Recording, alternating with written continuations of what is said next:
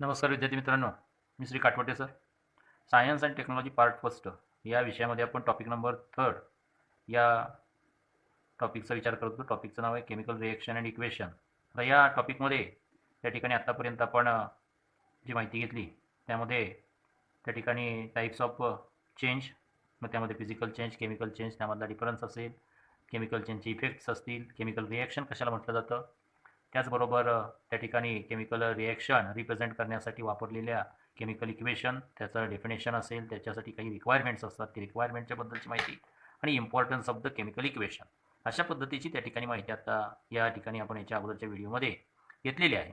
आज आपण त्या ठिकाणी हे केमिकल इक्वेशन जे आपण त्या ठिकाणी केमिकल रिॲक्शन रिप्रेझेंट करण्यासाठी वापरतो, त्या केमिकल इक्वेशनच्या बाबतीतली त्या ठिकाणी ते कसं लिहायचं.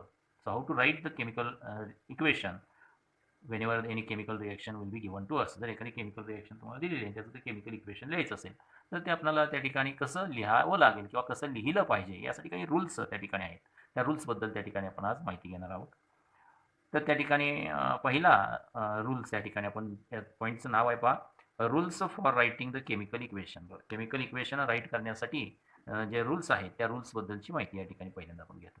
तर या ठिकाणी हे रूल्स फॉर केमिकल इक्वेशन मध्ये पहिला रूल आपल्याला त्या ठिकाणी सांगता येतो, reactants are always right at left hand side of chemical equation. जे केमिकल इक्वेशन त्या ठिकाणी तुम्ही रिप्रेझेंट करणार आहात त्या केमिकल इक्वेशनच्या त्या ठिकाणी डाव्या बाजूला जे रिॲक्टंट आहेत, रिॲक्टंट म्हणजे कोण, की जे त्या केमिकल रिॲक्शनमध्ये भाग घेणार आहेत, अशा सर्व घटकांना त्या ठिकाणी आपण रिॲक्टंट म्हणतो. आणि मग अशा प्रकारचे रिॲक्टंट हे केमिकल इक्वेशनच्या नेहमी कुठे लिहायचे, तर डाव्या बाजूला लिहायचे.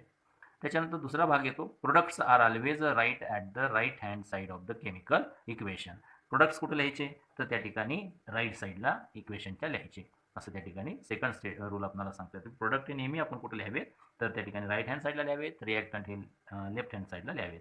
हे त्या ठिकाणी 2 रूल झाले. थर्ड रूल काय आहे पहा, plus sign is used to connect the reactant or product if they are 2 or more than 2. जर समजा प्रोडक्ट हे 2 किंवा 2 पेक्षा जास्त असतील किंवा रिॲक्टंट 2 किंवा 2 पेक्षा जास्त असतील, तर त्या ठिकाणी ते रिॲक्टंट किंवा ते प्रोडक्ट एकमेकांशी जोडण्यासाठी त्या 2 रिॲक्टंटच्या मध्ये किंवा प्रोडक्टच्या मध्ये काय वापरा, प्लस साईन यूज करायचं आपल्याला त्या ठिकाणी. That is the third point of this one. Next, fourth, draw a arrow in between reactant and product pointing towards the product.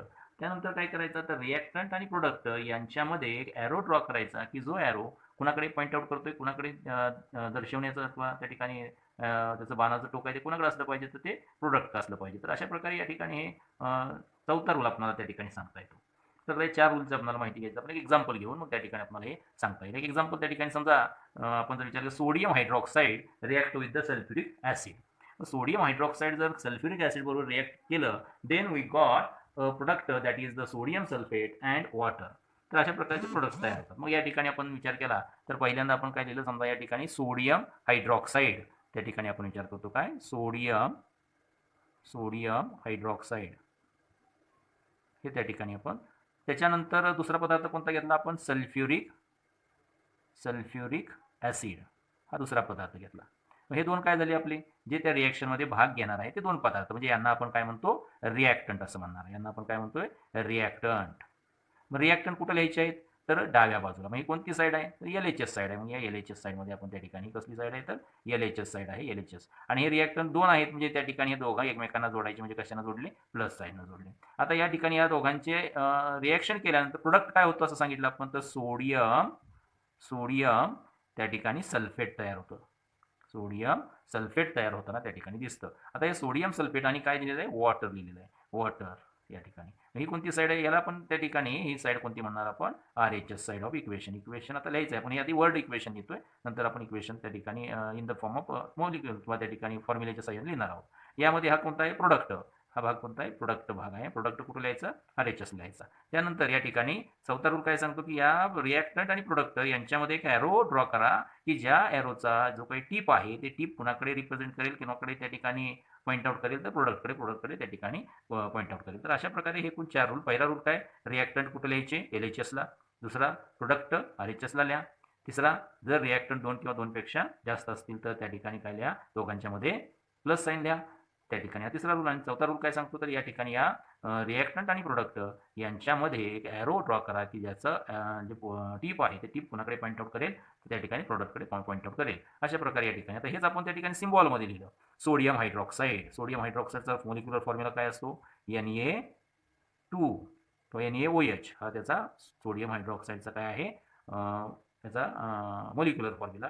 आणि दुसरा रिॲक्टंट काय आपला त्या ठिकाणी H2SO4 म्हणजे सल्फ्युरिक ॲसिड. त्या ठिकाणी आपल्याला सांगता येतं की हा काय त्या ठिकाणी सल्फ्युरिक ॲसिडचा मोलिक्युलर फॉर्म्युला आहे. याच्यामध्ये रिॲक्शन झाली आणि काय तयार होतंय, तर या ठिकाणी Na2SO4 म्हणजे सोडियम सल्फेट तयार होतंय प्लस वॉटर. अशा पद्धतीने या ठिकाणी हे झाले रिॲक्टंट, की जे LHSला मांडले, हे झाले प्रोडक्ट जे RHSला मांडले. 2 किंवा 2 पेक्षा जास्त आहेत म्हणून त्या ठिकाणी ते प्लस साईननं जॉईन केले आणि या दोघांच्या मध्ये काय दाखवलं, एक arrow which is pointed towards the प्रोडक्टकडे पॉईंट आउट करतो. हे त्याचं इक्वेशन, हे झालं केमिकल इक्वेशन. हे वर्ड फॉर्ममध्ये आपण लिहिलं, हे केमिकल इक्वेशनमध्ये येतं म्हणजे आपण मोलिक्युलर फॉर्मच्या स्वरूपामध्ये लिहितो. तर अशा प्रकारे हे पहिले 4 नियम आपण 4 रूल आपल्याला सांगता येतात, या ठिकाणी समजले असतील आपल्याला. परत एकदा बघा, रिॲक्टंट कुठे लिहायचे LHSला, प्रोडक्ट कुठे लिहायचे RHSला.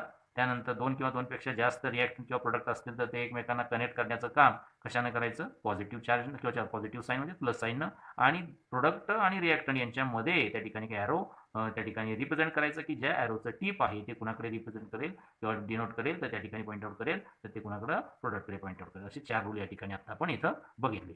आता हे 4 रूल या ठिकाणी बघितले आपण, इथपर्यंत आपण बघितले. Draw arrow in between the reactant and product pointing towards the product, 4 rule. 5वा रूल आपल्याला काय सांगतो बघा, या ठिकाणी certain reaction have to be carried out under specific condition like temperature, pressure, catalyst, etc. These conditions are mentioned on the arrow.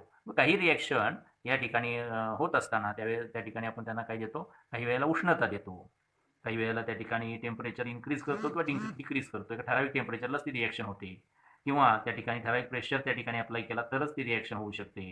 काहीमध्ये आपण काही catalyst वापरतो की जेणेकरून रिॲक्शन काय होतं, रॅपिड होऊ शकते. तर अशा पद्धतीचे पदार्थ, कॅटलिस्ट म्हणजे काय, जे पदार्थ रिॲक्शनचं स्पीड इन्क्रीज करतात, ते रिॲक्शनमध्ये भाग घेत नाहीत, अशा पदार्थांना आपण काय म्हणतो, कॅटलिस्ट असं म्हणतो. The substance which speed up the chemical reaction but it does not take part in the chemical reaction, then they are called as a catalyst. त्याला आपण काय म्हणतो, कॅटलिस्ट असं म्हणतो. तर अशा कंडिशन्स त्या ठिकाणी आपण रिप्रेझेंट करतो. आता या ठिकाणी आपण जे इक्वेशन घेतलं याला काय आपण इथं कंडिशन प्रोव्हाइड करत नाही, it's reaction will B simple one.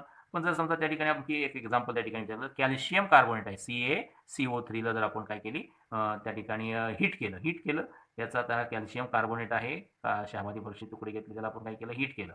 तर या ठिकाणी हीट केल्यानंतर आपल्याला याच्यातून काय मिळाला, तर कॅल्शियम कार्बोनेट पासून त्या ठिकाणी CaO मिळाला प्लस CO2 कॅल्शियम ऑक्साईड आणि कार्बन डायऑक्साईड हा गॅस त्या ठिकाणी मिळतो. तर अशा प्रकारे या ठिकाणी इथं एक कंडिशन अप्लाय केली, याला आपण काय करावं लागलं, हीट करावं लागलं. म्हणजे आता टेम्परेचर इन्क्रीज झालं, डिक्रीज झालं, म्हणजे हे जे काही आपण जे कंडिशन त्या ठिकाणी वापरतो त्या कंडिशनचं रिप्रेझेंटेशन आपण या ठिकाणी करणं आवश्यक आहे. कुठं करावं ते रिप्रेझेंटेशन, तर त्याच्या ॲरोवरती ते रिप्रेझेंटेशन करावं. काही रिॲक्शनमध्ये जी काही कंडिशन असतात तर तिथं काही त्याची रिप्रेझेंटेशनची गरज नाही आहे. तर अशा प्रकारची काही प्रक्रिया असेल, जसं आपण फोटोसिंथेसिस ही प्रक्रिया बघितलेली आहे. मग त्या फोटोसिंथेसिस प्रक्रियेमध्ये बऱ्याच वेळेला आपण एका साईडला त्या ठिकाणी कार्बोहायड्रेट्स वगैरे लिहितो आणि मध्ये ॲरोवरती काय लिहितोय, सनलाईट आणि क्लोरोफिल असं त्या ठिकाणी लिहितो. म्हणजे सनलाईट आणि क्लोरोफिल हे काय आहे, त्यासाठी कंडिशन्स आहेत, त्याच्याशिवाय ती प्रक्रिया होऊ शकणार नाही. जसं इथं हीट शिवाय या ठिकाणी हे तयार होऊ शकणार नाही.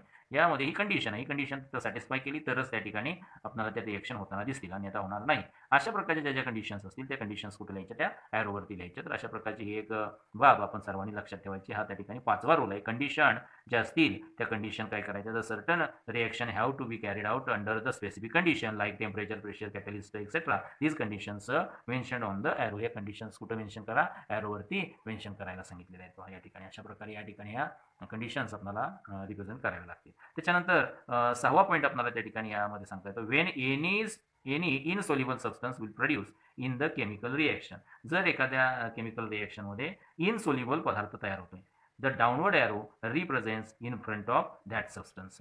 म्हणजे इनसोल्युबल याचा अर्थ काय की तो डिझॉल्व्ह होत नाही, पाण्यामध्ये डिझॉल्व्ह होणार नाही. मग असा पाण्यामध्ये डिझॉल्व्ह होणार नाही, तो त्याची घनता काय असणार, जास्त. म्हणजे घनता जास्त याचा तो कुठं तळाला जमा होईल. मग असा पदार्थ रिॲक्शनमध्ये कसं दाखवायचं की तो तळाला जमा झालाय, मग हे त्या ठिकाणी दाखवण्यासाठी अशा पदार्थाला त्या ठिकाणी आपल्याला काय करावं होतं, तर तो जो प्रोडक्ट तयार होतोय तो प्रोडक्ट जर इनसोल्युबल असेल तर तो जो प्रोडक्ट जो इनसोल्युबल आहे त्याच्या समोर त्या ठिकाणी काय करायचं की डाऊनवर्ड ॲरो रिप्रेझेंट करायचं. जसं या ठिकाणी काय होतं बघा, NaOH प्लस H2SO4 यामध्ये रिॲक्शन झाल्यानंतर त्या ठिकाणी काय तयार होतंय, सोडियम सल्फेट.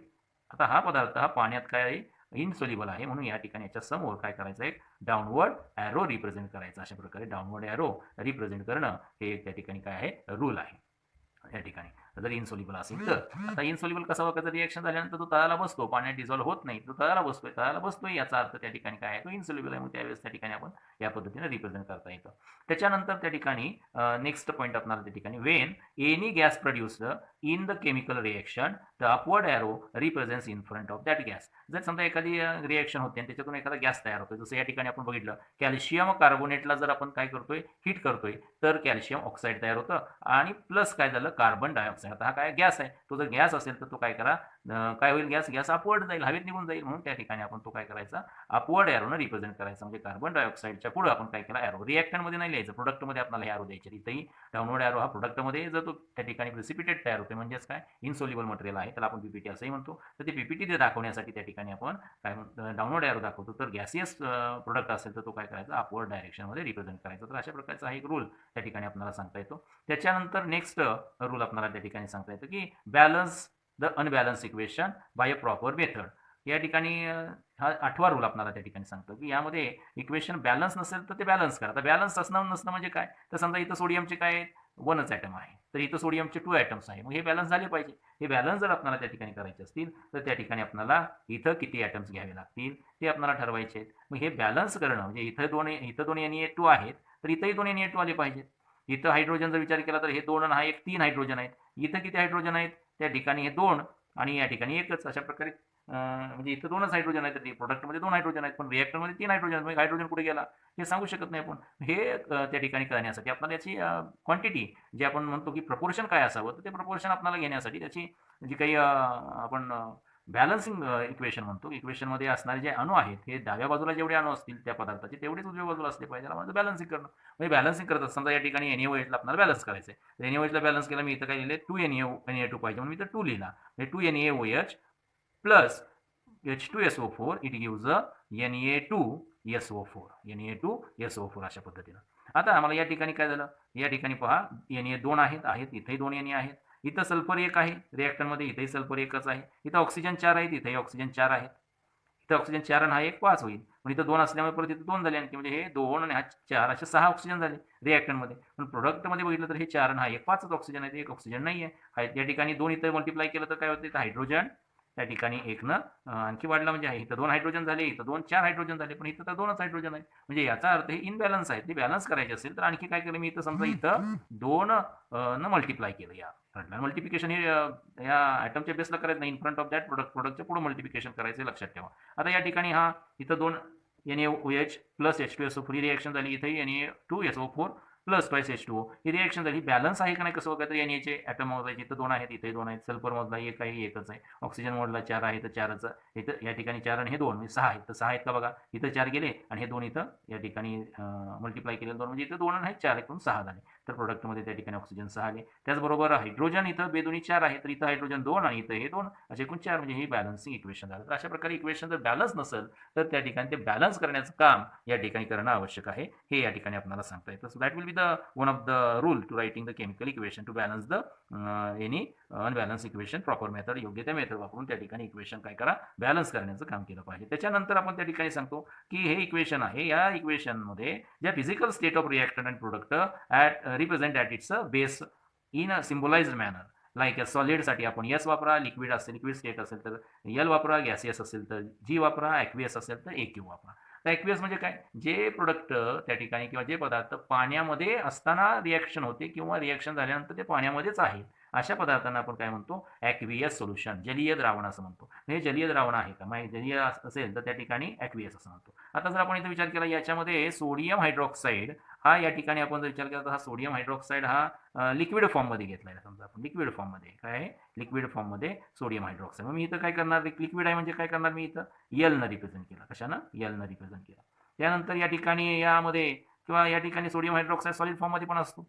आपण कोणत्या प्रकारचा, मी समजा इथं लिक्विड फॉर्ममध्ये घेतला तर हा लिक्विड फॉर्ममध्ये आहे. सल्फ्युरिक ॲसिड, ॲसिड हे नेहमी काय लिक्विड फॉर्ममध्ये, तर या ठिकाणी लिक्विड फॉर्ममध्ये सल्फ्युरिक ॲसिड आपण टाकलं. आता या दोघांची रिएक्शन झाली, या रिएक्शन झाल्यानंतर काय झाला, सोडियम सल्फेट झाला, पण हा कशामध्ये, पाण्यामध्येच आहे. पाणी तर त्या टेस्ट ट्यूबमध्ये किंवा त्या रिएक्टिव्ह पॉटमधून बाहेर नाही आलेलं, म्हणजे ते पाण्यात आहे, म्हणजे हा कसा आहे, पाण्यामध्ये आहे, लिक्विड आहे पण काय सॉलिड आहे पण कसं आहे पाण्यात आहे, म्हणून आपण काय म्हणतो ॲक्वियस, म्हणून या ठिकाणी काय लिहिलं ॲक्वियस असं म्हणतो. आता वॉटर काय आहे तर लिक्विड फॉर्ममध्ये म्हणून एल लिहिला अशा प्रकारे. आता समजा गॅसियस असेल, या ठिकाणी इथं हा सॉलिड फॉर्ममध्ये, मग इथं मी काय लिहिला सॉलिड फॉर्म लिहिला. हा ई काय आला त्या ठिकाणी हा सॉलिड फॉर्ममध्ये आला, कॅल्शियम ऑक्साईड, लाईम सोडा म्हणजे काही लाईम असेल ते लाईम म्हणजे चुना, चुना म्हणजे कॅल्शियम ऑक्साईड. त्याच्यानंतर हा गॅसियस आहे, तर गॅसियस या ठिकाणी ॲरोनं तर रिप्रेझेंट केलायच, पण आपण त्याच्या बेसला काय लिहू शकतो जी लिहू शकतो. म्हणजे या ठिकाणी अशा प्रकारे एखादं केमिकल इक्वेशन रिप्रेझेंट करत असताना हे सगळे पॉईंट आपल्याला लक्षात यायला पाहिजेत. हे सगळे पॉईंट लिहून जर त्या ठिकाणी आपल्याला हे इक्वेशन रिप्रेझेंट करता आलं तर त्याला आपण म्हणतो की या रूल्सनुसार, हे जे रूल्स आहेत त्या रूल्सनुसार केमिकल इक्वेशन व्यवस्थित लिहिलेलं आहे. तर अशा प्रकारे हे सगळे रूल्स आपल्याला या ठिकाणी या रिॲक्शनच्या द्वारे सांगता येतात. पुन्हा एकदा बघा, रिॲक्टंट नेहमी डाव्या बाजूला मांडायचे, प्रोडक्ट हे उजव्या बाजूला मांडायचे. जर रिॲक्टंट किंवा प्रोडक्ट दोनपेक्षा जास्त असतील तर प्लस साईन जोडायचे. रिॲक्टंट आणि प्रोडक्ट यांच्यामध्ये त्या ठिकाणी एक ॲरो की जो पॉईंट करेल कुणाकडे, प्रोडक्टकडे. त्याच्यानंतर हे झाले 4. 5वा नियम काय सांगतो तर त्या ठिकाणी ते इक्वेशन मध्ये ज्या काही कंडिशन्स असतील त्या कंडिशन ॲरोवरती लिहायच्या.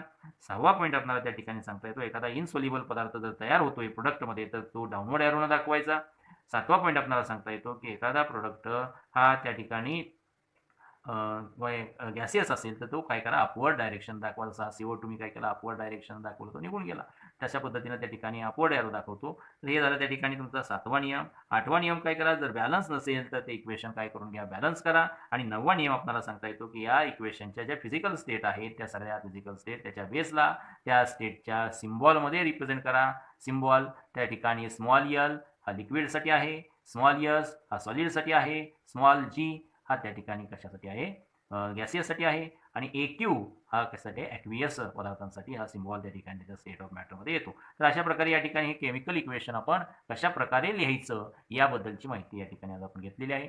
आता याच्या पुढचा पॉईंट आहे, हे जे इक्वेशन बॅलन्स केलं मी तर डायरेक्ट सांगितलं तुम्हाला इथं 2 घ्या इथं 2 घ्या, पण हे का 2 घ्यायचे, तर हे 2 का घ्यायचे याच्याबद्दलचा पॉईंट आहे तो म्हणजे काय, how to balance the chemical equation. Chemical equation कशा प्रकारे बॅलन्स करायचे तर त्याच्या काही स्टेप आहेत, त्या स्टेपनुसार जर आपण ते रिॲक्शन फॉलो करत गेलो तर फायनलाइज इक्वेशन मिळतं, ते कसं असेल बॅलन्स इक्वेशन असू शकतं. त्याच्याविषयीची माहिती आपण बघणार आहोत, ते आता बघणार आहोत. आता आपण त्या ठिकाणी केमिकल इक्वेशन कशा पद्धतीनं राईट करायचे त्याचे काही जे रूल आहेत, एखादे केमिकल इक्वेशन लिहिण्याचे काही रूल्स आहेत ते रूल्स आपण त्या ठिकाणी बघितले. यामध्ये एकूण 9 रूल आपण बघितले, त्यातला 8 नंबरचा रूल होता. त्यामध्ये आपण असं म्हणतो की केमिकल इक्वेशन जर बॅलन्स नसेल तर ते बॅलन्स करायचं. मग बॅलन्स केमिकल इक्वेशन काय असतं आणि ते कसं बॅलन्स केलं जातं, किंवा एखादं इक्वेशन इम्बॅलन्स असेल तर ते कशा प्रकारे बॅलन्स केलं जातं. तर पहिल्यांदा आपण बॅलन्स केमिकल इक्वेशन याच्याबद्दल माहिती घेऊ. बॅलन्स केमिकल इक्वेशन म्हणजे डेफिनेशन आपण म्हणतो, when number of atom are same on the LHS and RHS of chemical equation. Chemical equation समजा हे केमिकल इक्वेशन याच्या LHSला जेवढे नंबर ऑफ ॲटम आहेत एका एलिमेंटचे तेवढेच नंबर ऑफ ॲटम दुसऱ्या त्या ठिकाणी RHSला त्या ठिकाणी त्या एलिमेंटचे असले पाहिजे. Then that equation is called as a balance chemical equation. तर त्या इक्वेशनला आपण काय म्हणतो, बॅलन्स केमिकल इक्वेशन. म्हणजे इथं NaClचे 2 ॲटम आहेत तर इथंही NaClचे 2 ॲटम आहेत. इथं सल्फरचा 1 ॲटम आहे तर इथंही सल्फरचा 1च ॲटम आहे. इथं ऑक्सिजनचे हे 4 आणि हे 2 6 ॲटम आहेत तर इथं ऑक्सिजनचे हे 4 आणि हे 2 एकूण 6 आहेत. म्हणजे या ठिकाणी ऑक्सिजनसुद्धा काय आहेत बॅलन्स कंडिशन. इथं 6 ऑक्सिजन आहेत तर इथेही 6 ऑक्सिजन आहेत. इथं हायड्रोजन जर विचार घेतला तर हे 2 हायड्रोजन आणि हे 2 हायड्रोजन एकूण 4 हायड्रोजन. तर इथं 2 गुणिले हे 2 2 4 असे 4 हायड्रोजन. तर अशा प्रकारे हायड्रोजनची संख्या, ऑक्सिजनची संख्या, सल्फरची संख्या किंवा सोडियमची संख्या हे दोन्ही बाजूला LHS आणि RHS दोन्ही बाजूला इक्वेशनच्या कशा आहेत अगदी बॅलन्स आहेत, ॲक्युरेट आहेत, बरोबर आहेत. म्हणून आपण त्या ठिकाणी अशा इक्वेशन, जर असं इक्वेशन असेल तर या ठिकाणी या इक्वेशनला आपण काय म्हणतो, बॅलन्स केमिकल इक्वेशन असं म्हणतो. आता बॅलन्स इक्वेशन करण्याच्या काही स्टेप्स आहेत. त्या स्टेप्स पाहत असताना आपण त्या ठिकाणी एक एक्झाम्पल त्या ठिकाणी सॉल्व करणार आहोत आणि मग त्या एक्झाम्पल सॉल्व करत असताना त्या ठिकाणी त्या स्टेप आपण बघणार आहोत. तर या ठिकाणी आपण पॉईंट डिस्कस करतोय, steps involve in the balancing the equation. एक इक्वेशन बॅलन्स करत असताना कोणत्या स्टेप आहेत? तर यामध्ये पहिली स्टेप अशी आहे, rewrite the given equation as it is. जे इक्वेशन दिलेलं आहे ते जसंच्या तसं लिहिणं ही त्या ठिकाणी पहिली स्टेप आहे. म्हणजे इक्वेशन तुम्हाला दिलेलं आहे, XYZ इक्वेशन तुम्हाला दिलेलं असेल ते इक्वेशन त्या ठिकाणी जसंच्या तसं या ठिकाणी लिहिलं. समजा NaOH plus H2SO4 it gives Na2SO4 plus H2O. अशा प्रकारचं हे इक्वेशन तुम्हाला दिलेलं आहे. हे बॅलन्स आहे का? इथं हे बॅलन्स आहे, पण इथे हे बॅलन्स दिसतंय का? नाही. इथं ते प्रॉपर त्याच्या नंबर ऑफ ॲटम सारखे नाही आहेत. इथं एकच ॲटम ऑफ सोडियम आहे, तर इथं 2 आहेत. इथं ऑक्सिजन इथं 1 आणि इथं 4 असे एकूण 5 आहे. तर इथं 4 आणि हा 1 5 आहे. तर समजा या ठिकाणी हायड्रोजन विचारलं तर इथं 1 आणि इथं 2 असे किती 3 हायड्रोजन आहेत. मग इथं किती या ठिकाणी 2च हायड्रोजन आहेत. म्हणजे अशा प्रकारे हे इम्बॅलन्स फॉर्ममध्ये आहे. काही ॲटम्स यातले बॅलन्स, जसं ऑक्सिजन इथं बॅलन्स आहे, पण बाकी काही इलेमेंट्स आहेत त्या इलेमेंट्सचे ॲटम्स काय नाही, त्याच्यामध्ये बॅलन्स नाही आहेत. तर आपल्याला हे सगळं काय करावं लागेल? बॅलन्स करावं लागेल. त्याच्यानंतर स्टेप 2 आपणाला त्या ठिकाणी, म्हणजे पहिली स्टेपमध्ये दिलेलं इक्वेशन जसं आहे तसंच त्या ठिकाणी लिहायचं. त्यानंतर दुसरं इक्वेशन आपणाला सांगता येतं, write the number of atom of each element in the given unbalance equation on both side of equation. या ठिकाणी आपल्याला सांगता येतं write the number of atoms. हे दुसरी स्टेप आपण सांगतो, write the number of atom of each elements in the given unbalance equation on both side of the equation. इक्वेशनच्या दोन्ही साईडला असलेले इलेमेंटचे जे ॲटम्स आहेत त्यांचे नंबर पहिल्यांदा आपण जाणून घ्यायचे. या ठिकाणी जसं मी सांगितले तर सोडियम, मग या ठिकाणी आपण एक चार्ट तयार केला. या चार्टमध्ये इथं लिहिलं इलेमेंट्स, त्यानंतर number of atoms in reactant म्हणजे LHS साईडला, आणि number of atoms in product म्हणजे RHS साईडला त्या इलेमेंटचे किती ॲटम्स आहेत. यामध्ये विचार केला सोडियम. तर यामध्ये पहिली बाब त्या ठिकाणी सोडियम हे जर विचारात घेतली, सोडियमचा नंबर ऑफ ॲटम 1 आहे. कुठं? रिॲक्टंटमध्ये या ठिकाणी सोडियमचा एकच अणू आहे. तर प्रोडक्टमध्ये किती आहेत? 2 अणू आहेत सोडियमचे, सो 2. त्यानंतर ऑक्सिजन या इलेमेंटचे या ठिकाणी रिॲक्टंटमध्ये पहा, इथं 1 आणि हे 4 एकूण 5 आहेत. रिॲक्टंटमध्ये 5 लिहिले. तसे या ठिकाणी प्रोडक्टमध्ये किती येतात? हे 4 आणि या ठिकाणी हा एक 5, असे एकूण 5, म्हणजे हा बॅलन्स आहे. हायड्रोजनच्या बाबतीत विचार केला तर या ठिकाणी इथं हे 2 आणि हा एक 3, असे 3 नंबर ऑफ ॲटम हायड्रोजनचे त्या ठिकाणी LHSला आहे, म्हणजे रिॲक्टंटमध्ये आहे. आणि इकडं त्या ठिकाणी आपल्याला सांगता येतं काय, तर या RHSमध्ये किती आहेत एकूण हायड्रोजन? इथं 2च आहेत. म्हणजे हे पण इनबॅलन्स आहेत. या ठिकाणी आपल्याला हे इम्बॅलन्स आहे. सोडियम इम्बॅलन्स आहे, ऑक्सिजन बॅलन्स आहे, परंतु सोडियम काय आहे? ऑक्सिजन बॅलन्स आहे आणि हायड्रोजन काय आहे? त्या ठिकाणी आपल्याला सांगता येतो की इम्बॅलन्स आहे. त्याच्यानंतर सल्फरच्या बाबतीत आपण त्या ठिकाणी विचार करतो. सल्फरच्या बाबतीत विचार केल्यानंतर सल्फर इथं 1 आहे, इथं RHSला 1 आहे, तर LHSला सुद्धा 1च आहे. अशा प्रकारे ही झाली सेकंड स्टेप त्या ठिकाणी या बॅलन्सिंग इक्वेशन करत असताना जी सेकंड स्टेप आपल्याला सांगता येते. आता थर्ड स्टेप याच्यामध्ये आपण बघतोय की काय आहे बघा. Step third, to balance the unbalance sodium atom in the given chemical equation. आता यामध्ये जो इम्बॅलन्स आहे तो इम्बॅलन्स असलेला ॲटम पहिल्यांदा आपण त्या ठिकाणी काय करतोय? बॅलन्स करतोय. आता कुठलाही एक त्या ठिकाणी आपण विचारात घेतो, मग ज्याची व्हॅलन्सी जर त्या ठिकाणी विचार जास्त रिॲक्टिव्ह कोण आहे? तर सोडियम आहे. तर सोडियम जर रिॲक्टिव्ह आहे तर मग सोडियम पहिल्यांदा बॅलन्स केला. मेटॅलिक रिॲक्टिव्ह इलेमेंट आहे म्हणून याला काय केलं आपण? बॅलन्स केला. मग या ठिकाणी याला बॅलन्स करतोय आपण पहिल्यांदा. तिसऱ्या स्टेपमध्ये आपण सोडियम हा ही पहिला इलेमेंट आहे की जो इम्बॅलन्स आहे, मग त्याला आपण काय केलं? बॅलन्स करण्याचा प्रयत्न करतोय. बॅलन्स काम करायचं म्हणजे काय करायचं? तर एका ठिकाणी आपण काय लिहिलं? नंबर ऑफ सोडियम ॲटम असा एक त्या ठिकाणी चार्ट बनवला. त्याच्यामध्ये पहिल्या कॉलममध्ये आपण लिहिलं नंबर ऑफ सोडियम ॲटम, दुसऱ्या कॉलममध्ये इन रिॲक्टंट आणि इन प्रोडक्ट अशा पद्धतीने. आता त्यामध्ये पहिला पार्ट आपण number of sodium atom initially सुरुवातीला रिॲक्टंटमध्ये किती नंबर ऑफ सोडियम आहेत, तर या ठिकाणी 1 आहे आणि प्रोडक्टमध्ये किती आहेत, 2 आहेत. मग त्या ठिकाणी सेकंड स्टेप आपण त्याच ह्याच्यामध्ये टू बॅलन्स करायचे. मला काय करावं लागेल, मग इथं 2 आणायचे, तर रिॲक्टंटमध्ये 2 आणायचे आणि प्रोडक्टला 2च ठेवायचे. मग काय केलं मी, या ठिकाणी या 2नं इथं 2 पाहिजे म्हणून 2नं या ठिकाणी 1ला मल्टिप्लाय केलं की तर मला आन्सर किती येईल, 2 येईल. म्हणजे 1 multiply by 2, so we get the answer 2. आता मला इथं 2च ठेवायचे, मग याला कितीनं मल्टिप्लाय करायला लागेल, 1नं. क्रॉस मल्टिप्लिकेशनचं त्या ठिकाणी सिम्पली लक्षात ठेवायचं असेल तर क्रॉस मल्टिप्लाय करा. पण प्रत्येक ठिकाणी क्रॉस मल्टिप्लाय हे कामी येतं असं नाही. आपल्याला जो अमाऊंट एक ठरवायची, बा या ठिकाणी 2 आहेत तर मला या ठिकाणचे 2 बदलायचेच नाही, तर या ठिकाणी 2च आहेत. मग कुठे मला बदलायचे, इन प्रोडक्टमध्ये 2 करायचे. तर तो त्या ठिकाणी आपण त्या पद्धतीनं कसे करता येतील याबद्दल त्या ठिकाणी थोडीशी आपण विचार करायचा. आणि मग या ठिकाणी या 2नं याला मल्टिप्लाय केलं, या 1नं याला मल्टिप्लाय केलं, अशा प्रकारे त्या ठिकाणी विचार केला तर मला काय मिळाले, दोन्ही बाजूला 2 2. मग आता मी काय केलं, तर कुठं 2नं मल्टिप्लाय केलं, रिॲक्टंटमध्ये.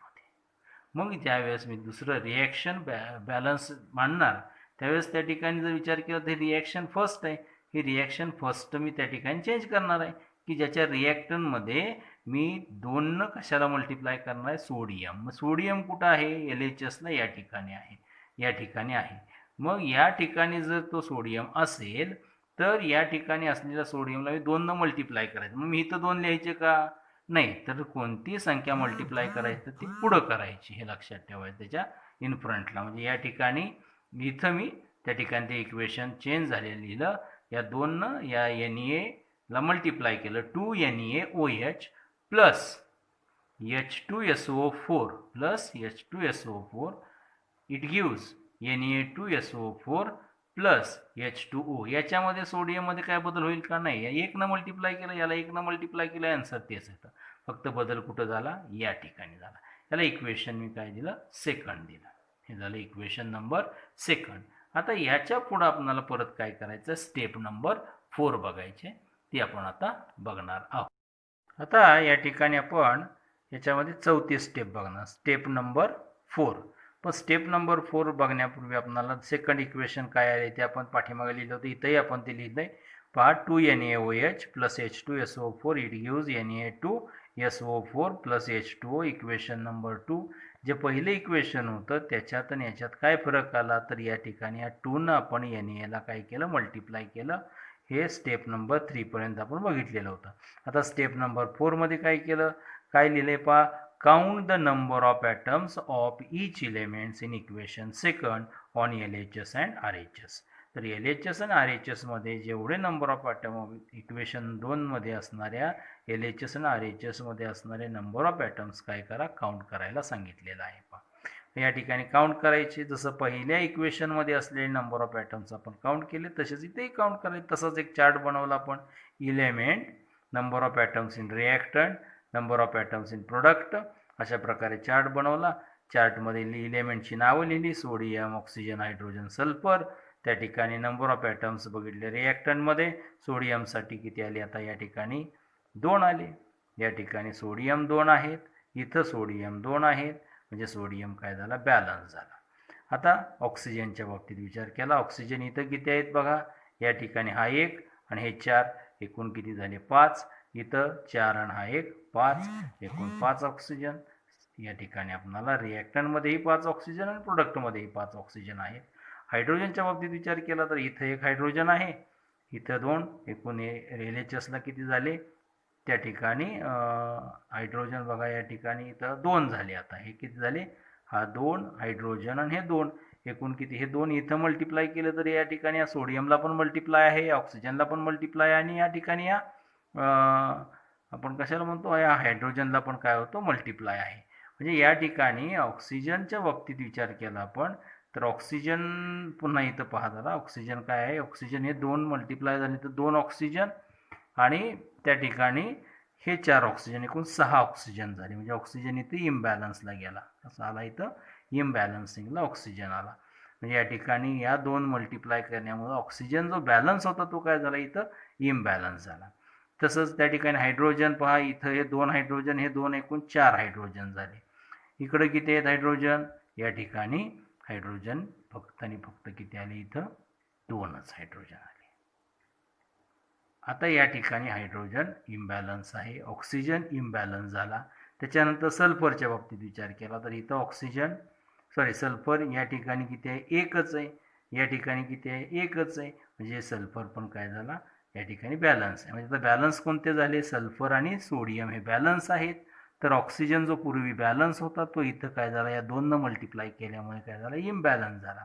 तर त्याचबरोबर हायड्रोजन पूर्वी इथं 3 होते, तर इथं आता किती झाले, 4. आणि इथं किती आहेत, 2च आहेत.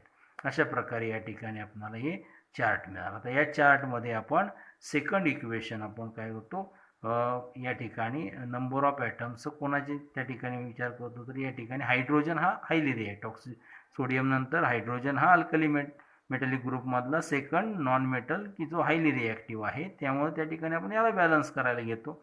So step number 5 to balance the unbalance hydrogen atom in equation second. हायड्रोजनला पहिल्यांदा आता काय करायचं, आपल्याला बॅलन्स करायचं आहे. हायड्रोजनला बॅलन्स करण्यासाठी मी काय केलं, परत त्या ठिकाणी जसं आपण स्टेप नंबर 3 मध्ये चार्ट बनवला होता, number of oxygen atom in reactant in product, इथं फक्त काय केलं होतं आपण, तिथं सोडियम ॲटम घेतले होते. इथं आता कशाबद्दल त्या ठिकाणी विचार करतोय, हायड्रोजन ॲटमबद्दल करतोय. म्हणून इथं आपण काय लिहिणार, number of hydrogen atom, number of hydrogen atom in reactant in product. Initially किती आहेत, याच्यामध्ये 4 आहेत. आणि त्या ठिकाणी इनिशियली प्रोडक्टमध्ये किती आहे, 4. आणि त्या ठिकाणी रिॲक्टंटमध्ये किती आहेत रे, 2 आहेत. हे इनिशियली जे इक्वेशनमध्ये आहे ते इथे लिहिले. आता मला या ठिकाणी यातला जास्त नंबर कोण आहे, 4. या ठिकाणी मला रिॲक्टंटमध्ये 4 आहेत, ते तसेच ठेवायचे आहेत. आणि प्रोडक्टमध्ये 4 बनवायचे आहेत. तर मग मला कितीनं मल्टिप्लाय करावं लागेल या 2ला, तर या 2ला मला 2नं मल्टिप्लाय करावं. बघा इथं तिरकस गुणाकार येतोय का, उपयोगाचा नाही. इथं आपण काय करतो, या ठिकाणी जो मोठी संख्या आहे ती येण्यासाठी कितीनं मल्टिप्लाय करावं लागेल हे त्या ठिकाणी विचारात घ्यायचं. मग या ठिकाणी 4चं 4च राहायचं तर 1नं मल्टिप्लाय केला. आणि या ठिकाणी या 2चे 4 व्हायचे असेल तर 2नं मल्टिप्लाय केला, म्हणजे 2 × 2. कुणाला मल्टिप्लाय करतोय, जिथं हायड्रोजन आहे तिथं मल्टिप्लाय करायचं. मग अशा आपण कुठं मल्टिप्लिकेशन केलं, जिथं सोडियम आहे, जसं इथं सोडियम होता आणि तो LHSला केला म्हणून LHSला मल्टिप्लाय केला. जर आपण RHSला करतोय तर RHSला मल्टिप्लाय करायचं. जसं आपण या ठिकाणी आता हायड्रोजन काय करतोय, LHSला तेवढेच ठेवले, म्हणजे LHSमध्ये कुठलाही बदल करायचा नाही. म्हणजे हे जे इक्वेशन आहे LHSला काही चेंज होणार नाही या कंडिशनला. म्हणजे या ठिकाणी आपण जर या ट्वाईस NaOH प्लस H2SO4 आहे तसेच. आता राहिला प्रश्न कोणता, या ठिकाणी कुठं RHSला या 2नं मल्टिप्लाय करायचं आहे. मग पहिल्यांदा आपण विचार करतो की या पहिल्या प्रोडक्टमध्ये कुठं हायड्रोजन आहे का, नाही. म्हणजे याला कशानं मल्टिप्लाय करायचं नाही. म्हणजे या ठिकाणी Na2SO4 आहे तसा लिहिला, जो या इक्वेशनमध्ये इथं आहे तसाच तो जसाच्या तसा इथं लिहिला. आता हायड्रोजन प्रोडक्टमध्ये हायड्रोजन या ठिकाणी आहे वॉटर मॉलिक्यूलमध्ये. मग या ठिकाणी याला मल्टिप्लाय करायचं, कितीनं मल्टिप्लाय करायचं, 2नं. 2नं मल्टिप्लाय करायचं याचा अर्थ कुठलं आहे ते पुढं, म्हणजे 2H2O अशा प्रकारे हे चेंज होईल. अशा प्रकारे इक्वेशन काय झालं, मग twice NaOH plus H2SO4 it gives Na2SO4 plus twice H2O. अशा प्रकारे इक्वेशन झालं. त्याला इक्वेशन नंबर आपण 3 दिला. इक्वेशन नंबर किती दिला, 3. अशा प्रकारे तिसऱ्या इक्वेशनपर्यंत आपण स्टेप नंबर 5 हे बघितल्यानंतर आपल्याला इक्वेशन नंबर हे 3 मिळालं. Twice NaOH plus H2SO4 it gives Na2SO4 plus H2 twice H2O. हे इक्वेशन या ठिकाणी हे बॅलन्स केल्यानंतर मिळालं आपल्याला. हायड्रोजन बॅलन्स केल्यानंतर हे इक्वेशन नंबर 3 मिळालं. म्हणजे पहिल्या इक्वेशनमध्ये आणि आत्ताच्या इक्वेशनमध्ये त्या ठिकाणी चेंज झाला, तो इथंपर्यंत आला. आता याच्या पुढं परत काय करायचं, या इक्वेशनमध्ये आलेले जे नंबर ऑफ ॲटम्स आहेत ते पुन्हा काय करायचे, काउंट करायचे. तर ते त्या ठिकाणी पुन्हा आपल्याला स्टेप नंबर 6 याच्यामध्ये आपल्याला ते काउंट करावे लागते. मग स्टेप नंबर 6 मध्ये काय दिलं, count the number of atom of each elements in equation 3. Equation 3 मध्ये नंबर ऑफ ॲटम किती आहेत ते काउंट करा. बघा या ठिकाणी जर आपण विचार केला तर पहिली स्टेप काय होते, रिॲक्शन जी दिलेली आहे तशी लिहायची. त्याच्यानंतर जसं इथं आपण बघितलं, पहिली रिॲक्शन काय जशीच्या तशी आपण लिहिली. त्याच्यानंतर त्या रिॲक्शनमध्ये असणारे नंबर ऑफ ॲटम काउंट केले, जे इथं आपण काउंट केले. याच्यात इम्बॅलन्स असणारा हायली रिॲक्टिव्ह आपण सोडियम निश्चित केला. त्याला बॅलन्स करताना त्या ठिकाणी LHS आणि RHSला कशानं मल्टिप्लाय करावं लागेल, कोणता इंटिजर वापरून मल्टिप्लाय केलं ते इथं या ठिकाणी आपण स्टेप नंबर 3मध्ये बघितलं आणि त्याच्या सहाय्याने हे सेकंड इक्वेशन मिळालं. हे सेकंड इक्वेशन मिळाल्यानंतर याच्यामध्ये त्या ठिकाणी परत नंबर ऑफ ॲटम्स काही चेंज होत आहेत का हे पाहण्यासाठी चौथी स्टेप काय केली आपण, पुन्हा या ठिकाणी काय केलं, step number 4, count the number of atom in each element in equation सेकंडमध्ये त्या ठिकाणी नंबर ऑफ ॲटम पुन्हा काउंट केले. तर या ठिकाणी आपल्याला त्या ठिकाणी सोडियम बॅलन्स झाला, सल्फर बॅलन्स झाला, परंतु हायड्रोजन आणि ऑक्सिजन हे काय झाले, इम्बॅलन्स झालेले आढळलेले आहेत पहा अशा प्रकारे. आणि मग या ठिकाणी हे जसं इम्बॅलन्स झालेले हायड्रोजन आपल्याला आढळले, त्यानंतर त्या ठिकाणी आपण काय केलं, तर यात इम्बॅलन्स पण हायली रिॲक्टिव्ह कोण आहे, तर हायड्रोजन आहे, म्हणून हायड्रोजनला बॅलन्स केला. मग हायड्रोजनला बॅलन्स करताना त्या ठिकाणी पुन्हा आपण या ठिकाणी इनिशियली रिॲक्टरमध्ये हायड्रोजन किती आहेत, प्रोडक्टमध्ये किती आहेत, त्यानंतर त्याला बॅलन्स करण्यासाठी रिॲक्टरमध्ये जो मोठा नंबर आहे तो रिॲक्टरमध्ये, मग तो तसंच ठेवण्याचा प्रयत्न केला. आणि जो छोटा आहे तो त्या ठिकाणी प्रोडक्टमध्ये, त्याला कितीने मल्टिप्लाय केला तर त्या ठिकाणी रिॲक्टरमधला नंबर येईल ते बघितलं, मग 2 मल्टिप्लाय करायचं, म्हणून त्या ठिकाणी प्रोडक्टमध्ये त्या ठिकाणी आपण काय केलं, याला मल्टिप्लाय केला. रिॲक्शन त्या ठिकाणी या 2 मल्टिप्लाय करायचं, तर रिॲक्शनच्या रिॲक्टरमध्ये काही बदल झालेला नाही आहे. या ठिकाणी या प्रोडक्टमध्ये पण काही बदल नाही. मग बदल कुठं झाला, प्रोडक्टच्या सेकंड प्रोडक्टमध्ये, दॅट इज H2O जे आहे त्या ठिकाणी बदल झालेला आहे.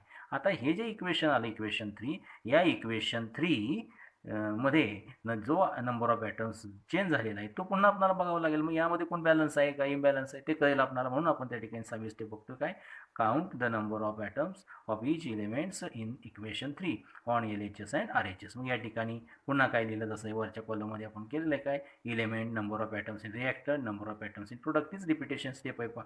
NA, त्यानंतर ऑक्सिजन, हायड्रोजन आणि सल्फर, तसं या ठिकाणी इथं त्याचे काउंटिंग नंबर लिहिलं. सोडियम या इक्वेशनमध्ये आपण त्या ठिकाणी सोडियमचा विचार केला तर सोडियम इथं 2 आहेत, इथं 2 आहेत, मग सोडियम किती झाले, 2.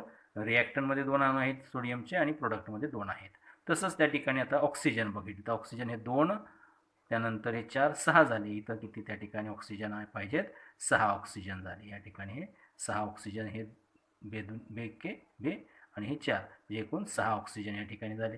आता या ठिकाणी हे रिॲक्टरमध्ये आपण ऑक्सिजन बघणार आहोत, Na2SO4, ऑक्सिजन किती आहे इथं 4, आणि इथं 2 गुणिले हे 2 ऑक्सिजन, म्हणजे 2 गुणिले 1 ऑक्सिजन म्हणजे किती झाला, त्या ठिकाणी 2 ऑक्सिजन, म्हणजे या ठिकाणी एकूण हे 4 आणि 2 6 ऑक्सिजन, म्हणजे प्रोडक्टमध्ये पण किती झाले या ठिकाणी 6 ऑक्सिजन झाले. म्हणजे ऑक्सिजन काय झाला इथं बॅलन्स आहे पहा, सोडियम बॅलन्स झाला, ऑक्सिजन बॅलन्स झाला. आता हायड्रोजनला जर आपण ऑलरेडी बॅलन्स करण्यासाठी 2 मल्टिप्लाय केला, म्हणजे या ठिकाणी हे 2 हायड्रोजन, हे 2 4 हायड्रोजन, तर इथं बेदुनी 4 हायड्रोजन, या ठिकाणी हे 4 हायड्रोजन, रिॲक्टरमध्ये 4 हायड्रोजन, प्रोडक्टमध्ये 4 हायड्रोजन, म्हणजे या ठिकाणी सोडियम बॅलन्स आहे, ऑक्सिजन बॅलन्स आहे, त्याचबरोबर हायड्रोजन पण बॅलन्स झाला. आता राहिला सल्फर.